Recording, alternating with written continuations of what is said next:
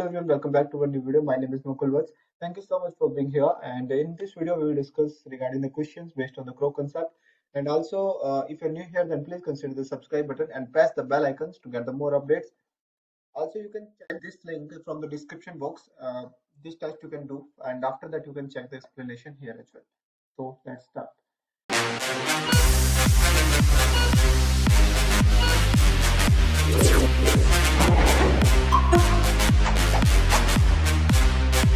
First question is there: a histological specimen present an artery. Okay, one of the membrane of its wall has flat cell lying on the basement membrane. So what type of cell is it?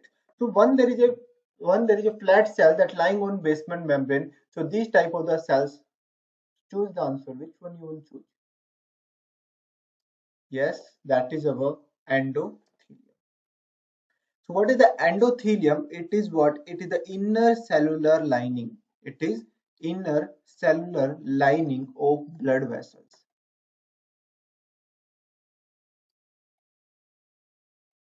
Okay, or we can say that like thin membrane that lines the inside of the heart and the blood vessels. So it is what? Thin membrane or that lines what? Blood vessels as well as heart. Okay, what is the major role? The major role of endothelium is the control of what? Blood viscosity. They control blood viscosity. Also they will control platelet aggregation. Also they will control platelet aggregation and vascular tone. Vascular tone. So this is the major role. They control the blood vascularity. They help in the platelet aggregation. They helpful in vascular tone. Okay. So in this diagram, we can say this is what our layer. So here you can see this one. So this is, we can see that is our three layers of any blood vessel, that is tunica intima, tunica media and tunica externa. Inner lining, that is we can say that is what? Our endothelium. This one is what? Our endothelium. This one is what? Our endothelium. So it is what? Inner cellular lining. And where it is present, it lying on the basement membrane. Also we can say the smooth muscle cells present in the, so this is the case of what? Artery. Here we go. That is the case of the artery, because artery, in artery there is what? Which type? Muscular artery, because there are lots of what? We can see smooth muscles. What we can see? The lots of what? Smooth muscle cells. So that is what? Endothelium. So endothelium, it was one of the membrane wall has flat cells lying on the basement membrane. So that is what? Endothelium. It is a characteristic feature of artery, any blood vessels or heart. Then the question number 2. A 2-year-old child has got intestinal dysbacteriosis, which result in the hemorrhagic syndromes. So here is going intestinal dysbacteriosis, which result in hemorrhagic syndrome. What is most likely cause of hemorrhage of the child? So what is that? Your answer will be this one, no. This one, no. This one, no. That is what answer. The vitamin K insufficiency. So dysbacteriosis, or we can also call it dysbiosis. Dysbacteriosis, or we can call it dysbiosis. Okay. So if you talk about the dysbacteriosis, what is it? We know that in our intestine there is a normal microflora. There is a normal microflora. That is what? Lacto and bifid bacteria that present normally in our intestine. What they will do? They will protect our body from pathogenic microbes. They protect our body from pathogenic microbes. They neutralize the toxins. What they will do? They neutralize the toxins. These all are the what? Functions of what? Normal microflora. Normal microflora, like we have lacto and the bifid bacteria. So they all are what? Our normal microflora normally present in our intestine. And also, what are the other functions? If they stimulate what immune response, what they will stimulate immune response. That is also mandatory for us. And also, what they will do, they participate in the digestive process because it's a part of intestine microflora, so they will help in the digestion as well. Also remember that they synthesize what vitamin K. They synthesize one vitamin that we called it vitamin K. So from here our question will be solved. So they are synthesizing the vitamin A, but in intestinal dysbacterosis, what will happen in intestinal dysbacterosis? This, like like how the dysbacterosis will occur or how the dysbiosis will occur. So let's go for that. So we can say that this bacteriosis, it will occur with the help of, like, if we are giving any antibiotic administration. So as a result of antibiotic administration. So if you are giving the antibiotics, that will lead to what? Dysbacterosis, or that will, like the that will affect our normal microflora. Normally, what happens? The normal microflora, if you talk about that, participate in the development of our digestive system. They neutralize the toxin, they stimulate the immune response, they synthesize what? Vitamin K. But any unfavorable condition will be there. Any unfavorable condition, or any unfavorable condition, any unfavorable changes in the body, there will be changes of microflora. Changes of what? Microflora, composition as well as properties. Composition and properties. So any unfavorable condition or any changes will be occur in our body, that will lead to changes of microflora. Their composition will be changed and the properties will be changed, and that will be our harmful for us. If their composition and the property will be changed, means there will be low microflora in our body. Is they will not able to synthesize so much vitamin K. They will not stimulate so much immune response. They will not able to neutralize the toxins. That's why what happens, the dysbacterosis will occur. That why dysbacterosis will occur. So how the dysbacterosis will occur? That is what the result of antibiotic administration. If you are giving lots of antibiotics in your body, that will changing the microflora composition in our body. Also some enteric infections like salmonella, staphylococci, all these infections, that will lead to what? Dysbacteriosis. Also, if there is a disease of some digestive system like gastritis, if there is inflammation of the stomach, and there is a peptic ulcer disease. Again, the peptic ulcer disease, we know that peptic ulcer disease that occur due to non-steroidal anti-inflammatory drugs. So that is the side effect of what? Non-steroidal anti-inflammatory drugs. So if you are taking the loads of non-steroidal anti-inflammatory drugs like acetaminophen and also diclofenac or acylfenac. So if you are taking these drugs, so that will lead to what? Peptic ulcer disease. Also, if there is a pancreatitis, inflammation of what? Pancreas, so that will also lead to this bacteria. Okay. And also, if there is a like problem in the diet, if you are taking the low diet in our body, that will also lead to dysbacterosis. So these all are the, what are the causes of what? Dysbacterosis. They will decrease or they will change the microflora composition, and once the microflora composition will be changed, there will be the no neutralization the toxins. They will not able to stimulate the immune response. They will not able to synthesize what? Vitamin K.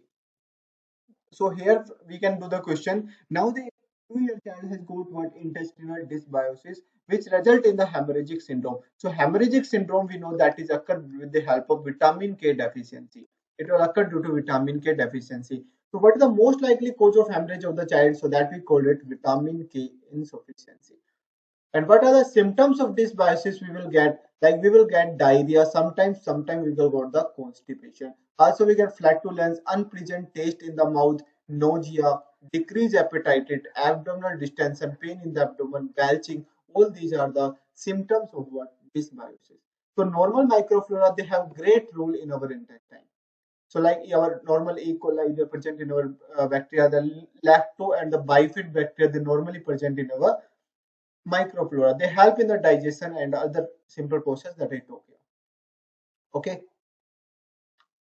Got it? Okay. So now let's go to third question. Which of the following statement is not true? Okay. So lymphatic system filters both lymph as well as blood, right? Wrong. Yeah, it's right. The lymph transport the protein from GIT into the blood. Is this correct or wrong? Let's see. The capsule surrounds the spleen. The spleen is surrounded by the capsule. Yes. Lymphocyte they produce the antibodies. Definitely correct. So here the answer is, which answer is wrong? That is, this is our answer, which is not true. So that is lymph transport the protein from GIT into the blood. So this is the wrong answer or the wrong statement. The lymph doesn't transport what protein from the GIT into the blood. Let's see. So the lymphatic systems. So lymphatic system, it contains what? It contains the lymph. It contains what? Lymphatic vessels. It contains some diffuse lymphoid tissue like marked encapsulated lymphoid organs. Okay. Also, we can say that lymph. What is the function of the lymph? What is the lymph actually? It is the recovered fluids. Lymph is usually what is a clear colorless fluids, similar to blood plasma, but we can say but low in the protein. So simply it is equals to blood plasma minus protein. The protein are what very less. So it means they can't transfer what protein because they don't have what the lymph doesn't contain the protein. So how they can transport the protein from GIT into the blood? They don't have the protein. It doesn't mean they cannot transport. Other things, the lymphatic vesicles. Lymphatic vesicle, remember, sorry, lymphatic vessels, that is lymphatic capillaries. So remember one thing on your level on the for the Proc 1, lymphatic capillaries, that is what they don't have what basement membrane. Don't have basement membrane. Or also you can remember they are very thin basement membrane. Sometimes they can give in the question also, they are thin basement membrane. So lymphatic capillary, they don't have what basement membrane. All other capillaries have what basement membrane. And along with that, you will get one more things in which there is a no basement membrane. That is what our macula densa cells. That are macula densa cells. The cell is the part of our RAS system. They also what they don't have the basement membrane. Okay. What other lymphatic vessels? Lymphatic collecting vessel, lymphatic trunk, collecting duct, they all are what our lymphatic vessels. Also the lymphatic system, they contain what? Diffuse lymphoid tissue. What are the diffuse lymphoid tissue? They are aggregates of what? Lymphocytes. Aggregates of what? Lymphocyte. Where they present in the connective tissue of what? Mucous membrane and various organs. Like example, mucosa associated lymphoid tissue. Mucosa associated lymphoid tissue. Okay, so mucosa associated lymphoid tissue, there are what like Peyer's patches. So Peyer's patches, we know that it present in the distal portion of the small intestine. So Peyer's patches, it present in the small intestine. There is how many parts of the small intestine? Duodenum, jejunum, and there is a ileum. Small intestine, duodenum, jejunum, and ileum. And in ileum region, we have what? There is our Peyer's patches present. In ileum region, what we have? Peyer's patches present. Okay. Small intestine, duodenum, jejunum, ileum. In ileum, there is a Peyer's patches present. Okay. So also remember the Peyer's patches. If you talk about one infection, that is Salmonella typhi. So Salmonella typhi, that is cause what they cause? They cause the typhoid fever. So in Salmonella typhi also, Salmonella typhi, the Peyer's patches are affected. So because we know that Salmonella typhi, they affected what? They affected what? Small intestine. They affected what? Small intestine. You can remember the sit lid. So sit lid means small intestine that affected in the typhoid fever, and large intestine they affected in what? Dysentery or Shigella dysentery. So large intestine they affected in the dysentery and small intestine they affected in the typhoid. And in the salmonella typhi or the typhoid fevers, what they will affect, they will affect what our Peyer's patches, that is part of what ileum region, and that is a part of what small intestine. Peyer's patches are what? They are example of our malt tissue or mucosa associated lymphoid tissue. They are the aggregation of the lymphocyte that present in the connective tissue or various organs. Various organs are here what? Small intestine. Also that is vermiform appendix. Vermiform appendix, we know that is what? Rudimentary organs. Also the tonsils, palatine tonsils, pharyngeal tonsils, lingual tonsils, these all are what? Are part of the tonsils. Then encapsulated lymphoid organs. Encapsulated lymphoid organs. They have well-defined anatomical site and least partial connective tissue capsules. So encapsulated means the capsule is present above them. So what are these examples? That is what? Our lymph node, thymus, and the spleens. What is this? Lymph node, thymus, and the spleens. Okay, so these we know that this is our what? The lymph transport the protein from GI to the blood. This is the wrong statement. Then we can say the lymphatic system filter both lymph as well as blood. Yes, we can see here the lymph, it is a part of what? Blood plasma. Yes, that it can transfer the blood as well. The capsule surround the spleen. Yes, this one is correct because we studied that encapsulated lymphoid organ are what? Lymph node, thymus, and what? Spleen. The lymphocyte produce the antibodies. That is also correct because we know that B lymphocyte, what they will produce?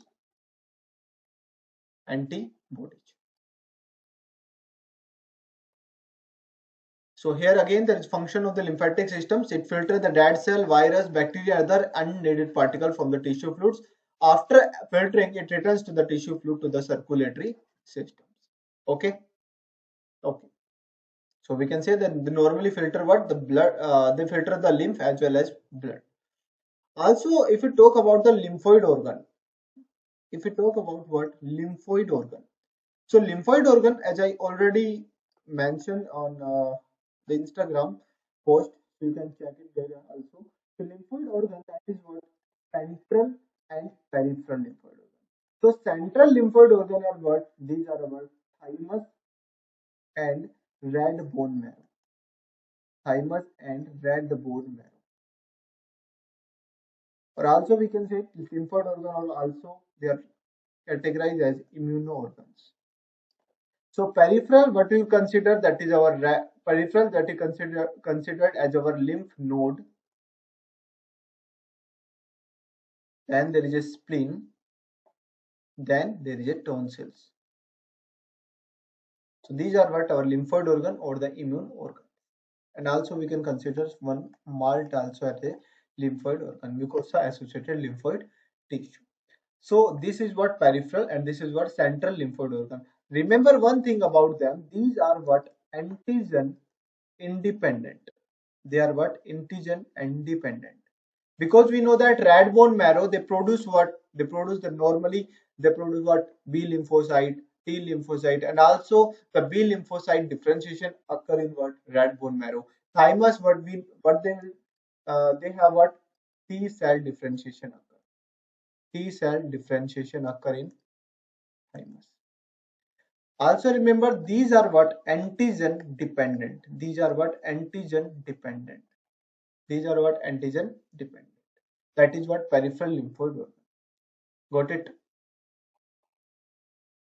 Then question number 3 or maybe 4. Okay. The question number 3 is the embryonic shield with the two layer of the cells, ectoderm and the endoderm. So we can get the one more question here. The embryonic shield. So what is the embryonic shield? They connect what? Endoderm and the ectoderm. They connecting what? Ectoderm and the endoderm. Was revealed in the human embryo taken from the spontaneous abortion. At what stage of embryonic development was in the embryo? So that is a so simple question because we know that what is the when the formation of ectoderm, mesoderm, endoderm, what we call this phase, that is called organogenesis. No, that is the formation of what organs? Oogenesis? Of course, no. That is the formation of ovum. Progenesis. That is formation of what? Progeny. So that is of course no answer. That is what will be our answer? That is what? Gastrulation. So here we can say what is the gastrulation? So gastrulation, it is defined as early development process in which an embryo transfer from one-dimensional layer of epithelial cells means that is our blastula and reorganize into a multi-layered and multi-dimensional structure that is gastrula. So we can see the difference between the blastula and gastrula here. Blastula is what? It is one-dimensional layer of what? Epithelial cell. Gastrula is what? It is multi-layered and multi-dimensional structure. And blastula, they will make what? Or reorganize into what? Gastrula. And the formation of the gastrula, what we called it gastrulation. Formation of gastrulation, what we called it gastrulation. So here we can say that this is what our blastula. This is what blastula. Blastula have outer cell layer and the what blastocele. This is the cavity filled with the fluids. So blastocele, cele means there is a cavity. Now this blastula will try to invaginate or will reorganize. So they will invagination and due to after the invagination, there is a new inner cell layer will be formed that we called it new cell, inner cell layer. Okay, and this is what outer cell layer, and between them there is a cavity, we called it blastocele. The opening between that, the opening between this outer layer, we called it blasto, and this process is what we called it gastrulation. From blastula to the gastrula, the process is called what? Gastrulation. So during the gastrulation, three cell layer will be established. But the three cell layer will be formed. So what are these three cell layer? These are what? Ectoderm, mesoderm, endoderm. What are the ectoderm? They are outer body tissue. So any structure that is originating or that is present outside, they are ectodermal in origin. Any structure or any opening, they are what? Ectodermal in origin. Like our skin, nails, teeth, nose, eye, lining of our mouth, anal canal, anal opening. That is what our outer opening, any outer opening, that is what ectodermal in origin. So it means outer body tissue, and any external opening, that is what ectodermal in origin. The second is what? Mesoderm. Mesoderm, they contain what? Middle tissue. Middle tissue means blood, lymph, bones, notochord, muscles, excretory, and the reproductive system.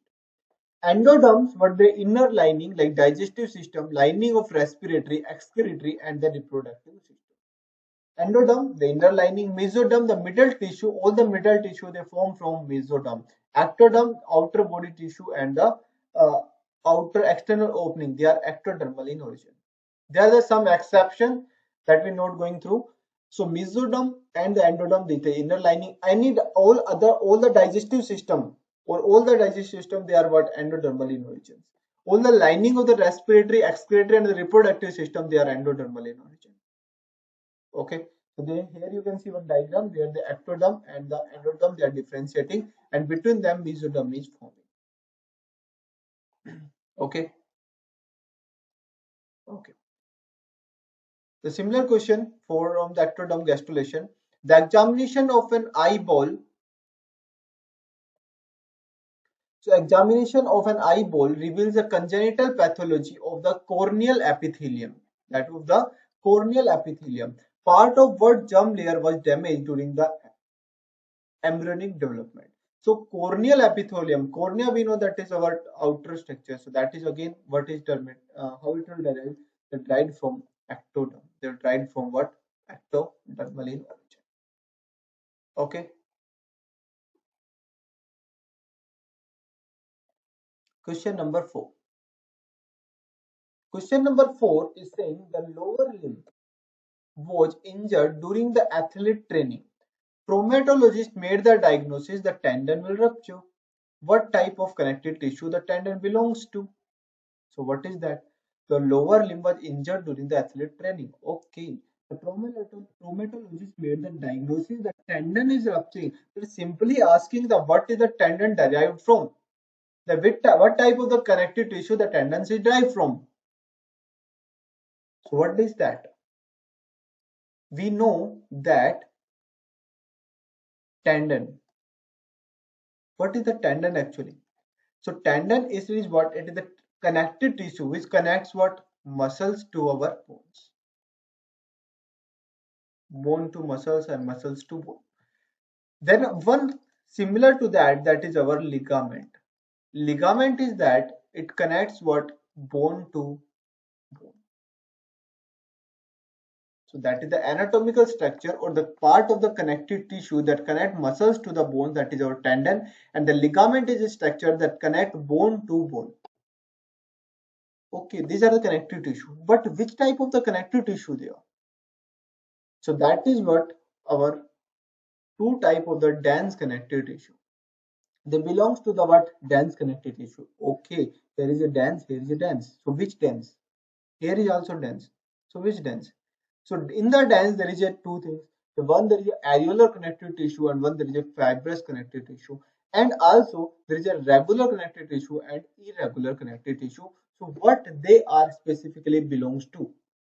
So dense connective tissue, these are what? They are two types, that regular and the irregular. These are the regular as well as what? They are the irregular dense connective tissue. And regular, they are the white fibrous connective tissue. These are what? Like ligament and the tendons. Ligament and the tendons. So here you can say the dense regular connective tissue, they are arranging regularly. So these all are the fibers, like collagen fibers, we can say, fibroblast cell, we can say, elastic fibers, all other fibers, they are arranged regularly. But if we talk about irregular fibrous connective tissue, they will arrange irregularly. There is no regular shape in there. So that we called it irregular. All the fibers, fibroblast cells, all the connective tissue cells, they are arranged irregularly. So we can see here this one, this one, this one, like they are arranged what? Regularly. They are not regular pattern, but here we can say there is a what? Regular pattern we can see here. So these all are belongs to what? Ligament and tendon. Remember, they belongs to which structure? Dense regular connective tissue. Dense regular fibrous connective tissue. Dense regular fibrous connective tissue. Okay. So tendon and the ligament, they belongs to dense regular fibrous connective tissue. Okay. So let's go to the next question. The next question, that's so good question. The conspicuous picture of the pacemaker cell of the impulse conducting heart system is. Okay. So pacemaker cell of impulse. So pacemaker cell is the part of our heart, or they are asking the impulse conducting heart. Okay. So here we can say that what is the answer? Choose your answer. Think about your answer. That is what? Big amount of free calcium in the cytoplasm. So let's see this diagram. And let's correlate this diagram along with our ECG. So normally in your ECG, what we find, we have what? P wave, then we have, this is our P wave, this is responsible for atrial depolarization. Then QRS, it is responsible for ventricular depolarization. And T wave, we know that is responsible for repolarizations. So today I will discuss like how they are how they're functioning as a depolarizing state and how they're functioning in the depolarization state. So here we can say that this is the normal rough diagram, good diagram for what? Heart. So here we can say this is what? Our sinoatrial node. This is what the pacemaker cell. This is sinoatrial node. So sinoatrial node, they will transmit the impulse through the loads of pathway, like here the internodal pathway and the Batchman's, but through the Batchman bundles, they will send the impulse to what? Atrioventricular node. And from the atrioventricular node, the impulse will transmit to bundle of His. So this red part is what? Bundle of His. Bundle of His, they are the two type, left bundle branch and there is a right bundle branch. So from the bundle of His, they will go to the impulse will transmit to the Purkinje fiber. The impulse will transmit to the Purkinje fibers. So these are, we can say this is our Purkinje fibers. You can say this is posterior fascicles, anterior fascicles. So there is a Purkinje, there are the four things we are studying here. What is that? First, they will go to the conduction system SA node. Then from the SA node, the impulse will transmit to the AV node. And from the AV node, the impulse will transmit to the bundle of And from the bundle of phase, the impulse will transmit to Purkinje fibers. Impulse will transmit to where? Purkinje fibers. Okay, so SA node, remember the SA node, it is responsible for conductions more than 60 beats per minute. More than 60 equal to 60 beats per minute. If we talk about the AV node, it is responsible for 40 to 60, 40 to 59 40 to 59 beats per minute. Then remember for the bundle of phase, it's remember 20 to 39 beats per minute. And Purkinje fiber, remember, that is responsible for 16 to 19 beats per minute.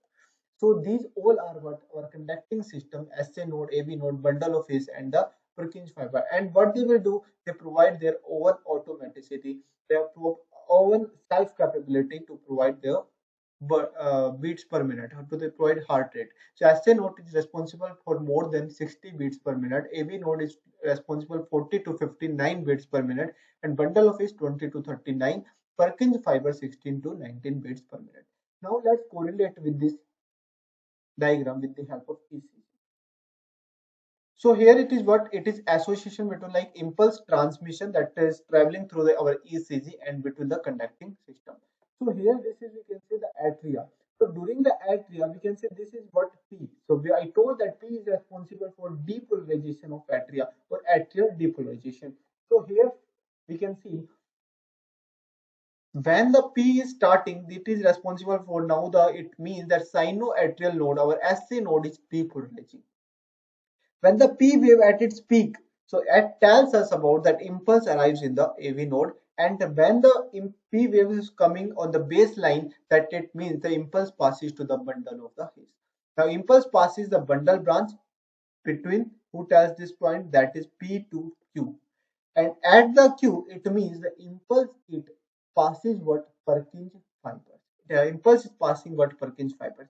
And Purkinje fiber, we know that it's present in what our ventricles. And what they will do, they will depolarize. Now the impulse will going to the ventricles, and now the ventricles will depolarize. So now the ventricles will depolarize. So it tell us who will tell us that QRS complex. Now at the T wave, further the T wave. So T wave, now the once the ventricular will depolarize, after that there will be the T wave, and the T wave tell us about that there is a repolarization of what ventricular myocardium.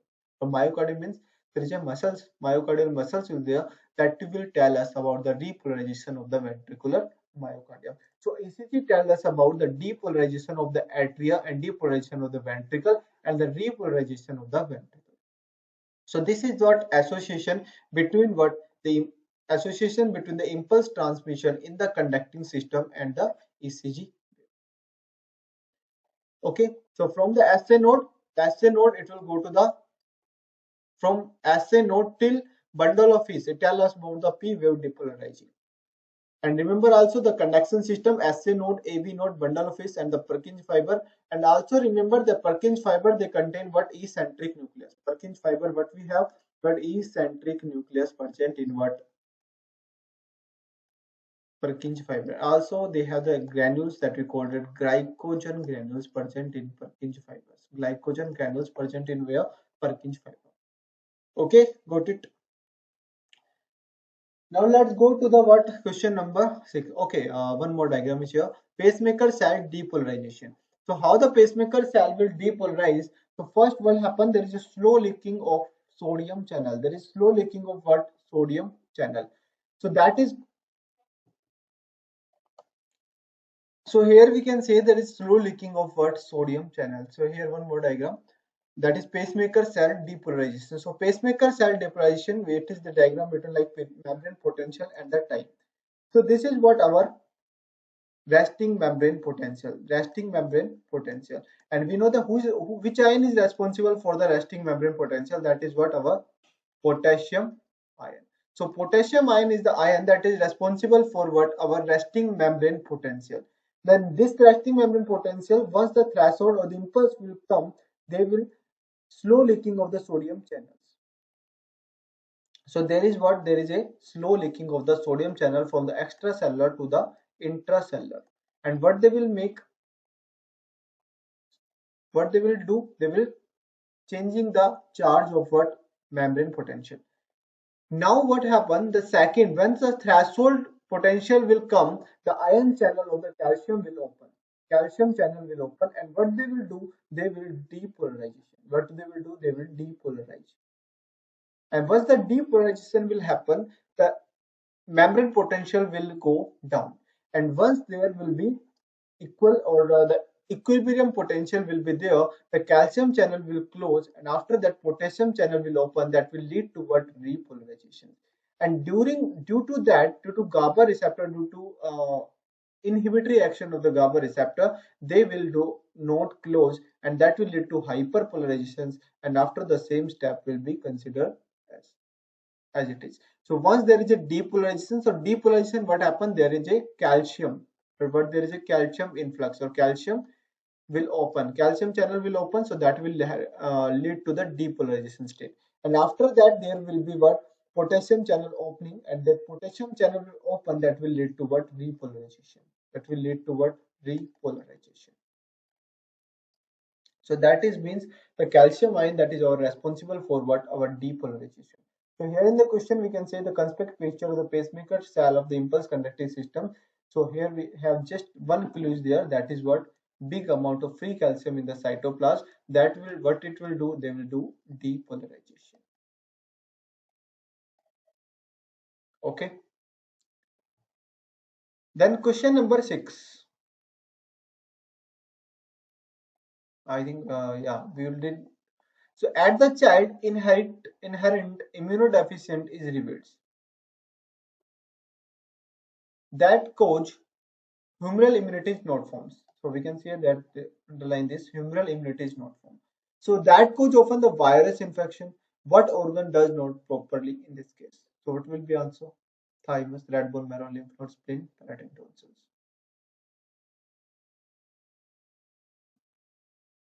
Yes, that is our red bone marrow. Why the red bone marrow? As I just told you that lymphoid organ or the immune organs. Lymphoid organ or immune organs.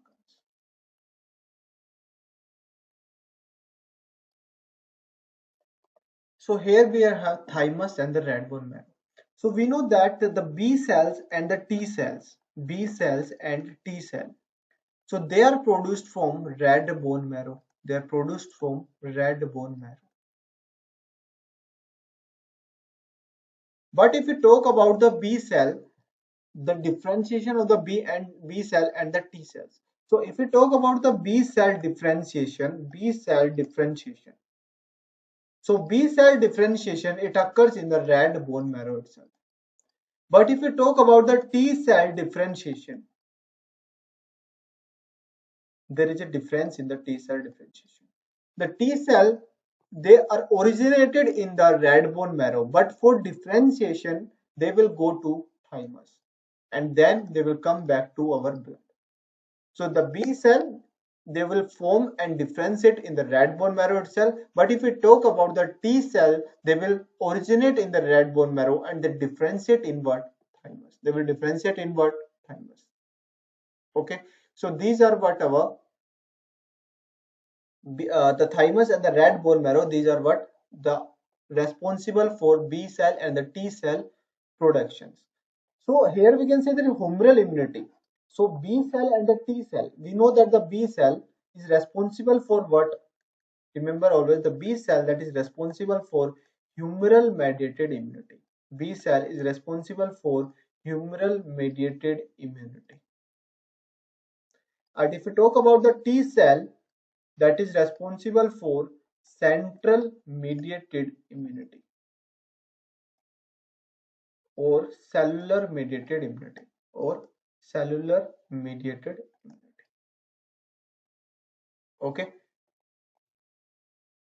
so that's why, because thymus, they don't have any role in the red bone marrow, the production of the T cells in the red bone marrow. That's why only the humoral immunity is given. So humoral immunity, we know that B cell, they produced in the produced and differentiate in red bone marrow. That's why answer is what? Red bone marrow.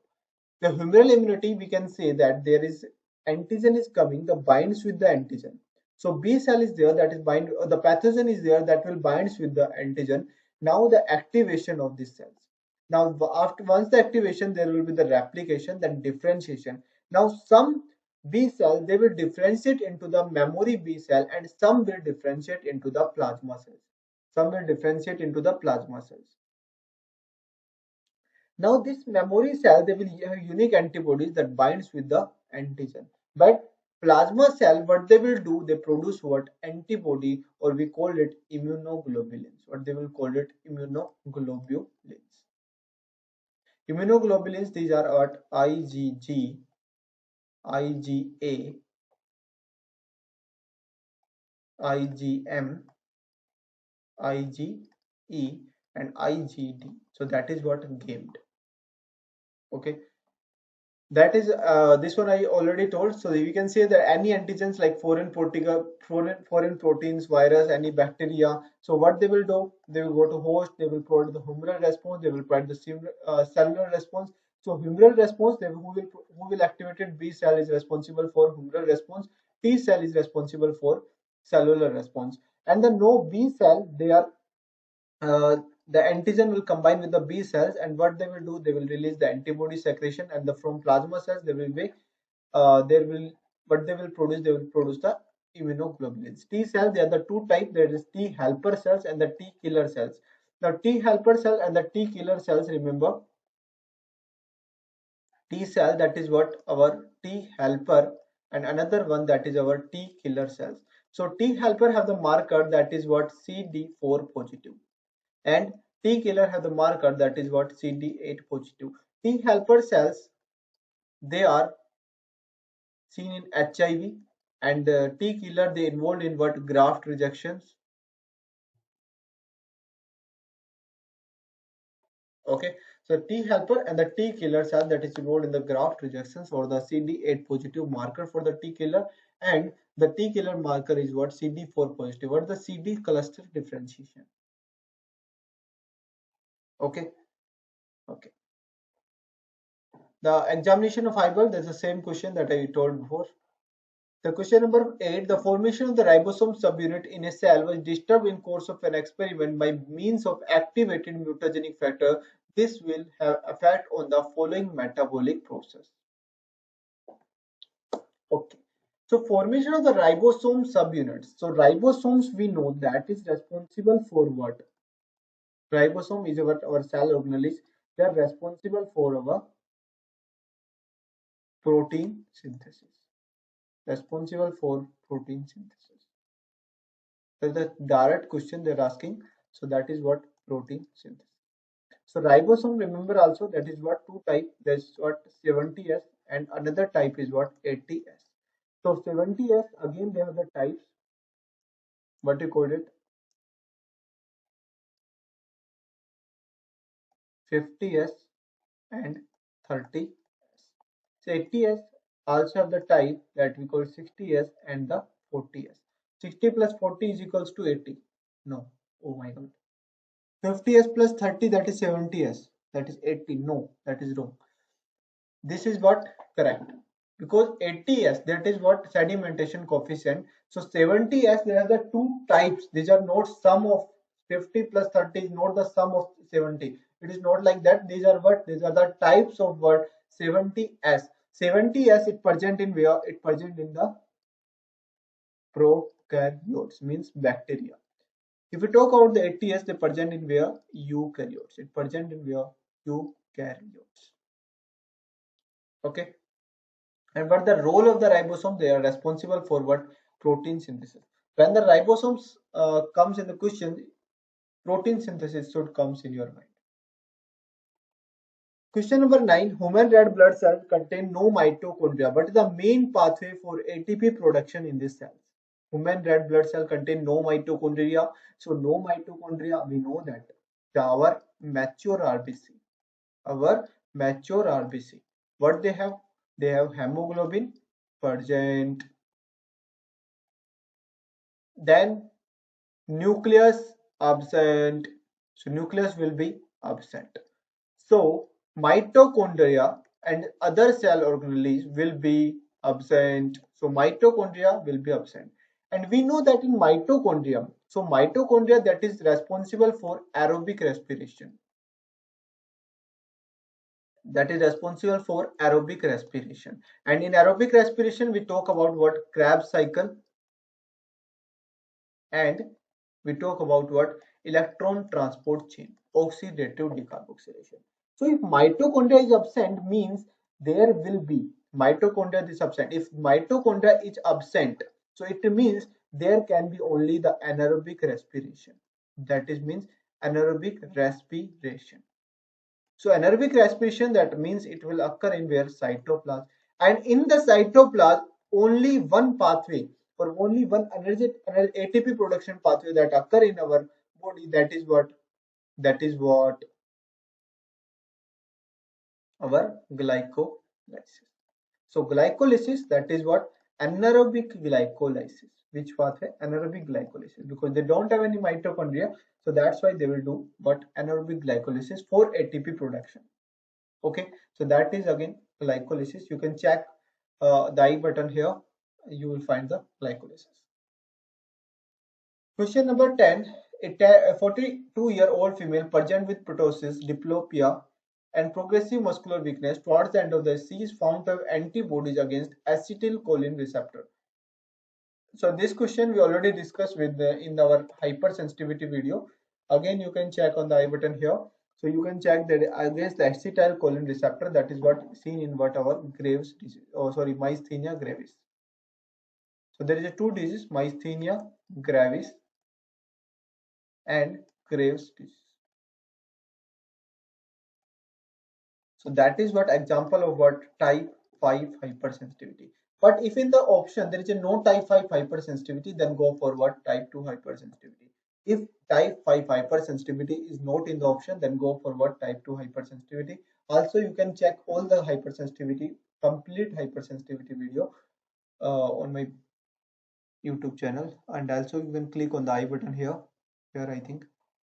In what type of hypersensitivity reaction is Arthus reaction seen? This is again the same things that we discussed. The Arthus reaction, that is part of what? Type 3 hypersensitivity.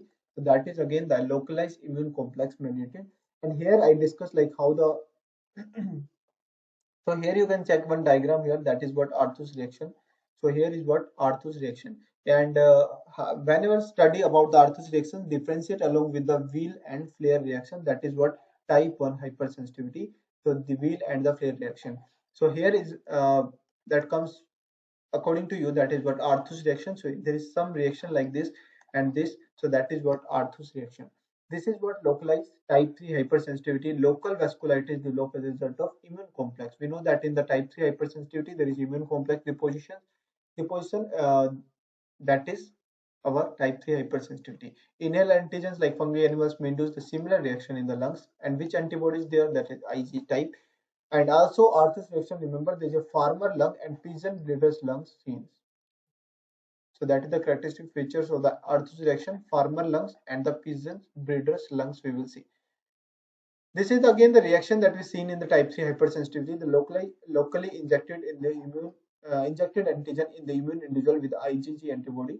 Then there is a local immune complex formation, as you see here. The activation of on the mast cell induce their degranulation. So degranulation means Ig, the antibody will be removed from the mast cell. Then there is local inflammation. There is increased fluid in the protein release, phagocytosis, and the blood vessels occlusion that you will see during the type 3 hypersensitivity. And how many time it will take? It will take almost 1 to 2 hours.